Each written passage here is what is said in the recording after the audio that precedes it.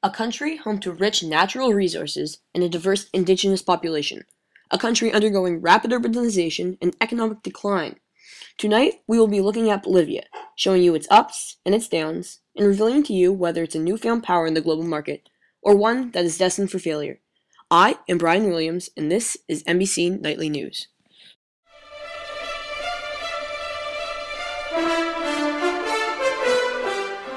Tonight, we have a special program on the South American country Bolivia. We are interviewing Vice President Alberto Alvarez of the non-governmental organization Bolivian Street Children Project, and he will be helping us understand more of the rural/poor side of Bolivia versus the urban or rich sectors of the country. Hello, Mr. Alvarez. Thank you for joining us on this broadcast. My pleasure. Thank you for having me. I would like to talk to you about some of the non-governmental organizations. What are the main goals of the popular NGOs, or more specifically, the BSCPs? Well, the BSCP is an NGO working towards helping impoverished areas of Bolivia by providing nutrition, healthcare, and just a safety net for the poor people of Bolivia to rely on. Thank you. As well, you know the rationales behind the BSCP?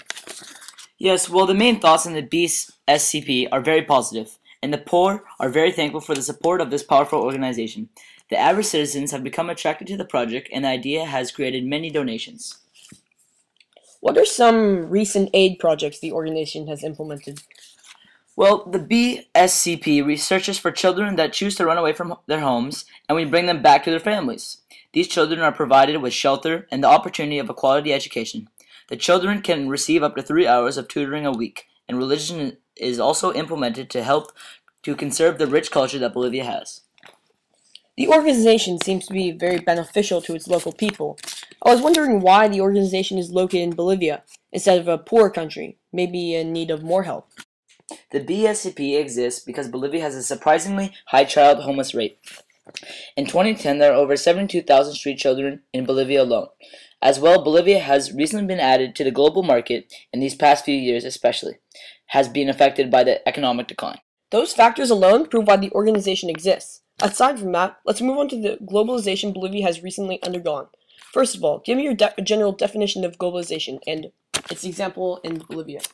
Globalization is an increase of global relations such as cultural, people, and economic activity. Some general examples in Bolivia is that we have been recently added to the global trading and relations market, making us internationally more diverse.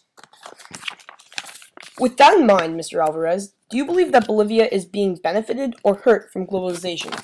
Yes, I believe Bolivia is benefiting from globalization as Bolivia has newly acquired a more stable government considering now that it is democratic.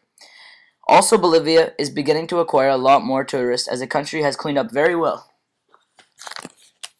That sounds great, but do you believe that Bolivia now has a stronger government, and are there any political problems? Of course, with democracy, Bolivia's government has become much stronger, and so there's been way less government regulation and power over people. Also, there are a few political problems dealing with nature resources and what to do with them, such as the tropical rainforest. Although there are a few political problems, the government is nowhere near corruption. How has globalization affected Bolivia's economy, specifically in the sectors of which BSCP focuses on? Well, Bolivia's economy is the only aspect of globalization to be hurt. Our new entry in the global market has created higher unemployment rates and too much inter-reliance on other countries. This is not helping Bolivia, but rather hurting it. Yes, there's been a greater access to the global market, but we have not been ready for this massive change in the way we trade our natural resources. With this recent introduction into the global market, and with globalization, has there been any increasing or decreasing need for social benefits, such as healthcare or welfare? Bolivia is a healthy country and one that has never had to rely heavily on social benefits. We are currently a country that has a very low HIV/AIDS percentage. Not many diseases work their way into our country, but due to our unemployment rates and other economic problems, people have had to rely on welfare and healthcare more than they had in the past.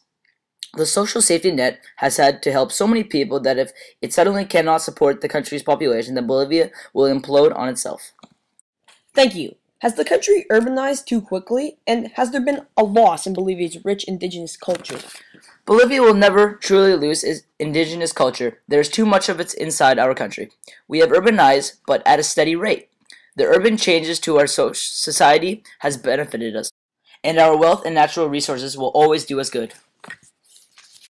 But the urbanization, wouldn't it hurt resources rather than help to protect them, like Bolivia always has? Yes, the urbanization is happening fast, and sometimes it is becoming a priority over saving the trees. But we are so diverse in inner resources such as water, forest, and animal life that balance will not soon be broken between urban and rural life. Well, that's all the time we have today. Thank you for helping us understand more about Bolivia. My pleasure, Brian. I will be sure to inform you on how the BSCP and Bolivia are doing in the coming months. I hope you've enjoyed our broadcast for this evening. I am Brian Williams, and this is NBC Nightly News.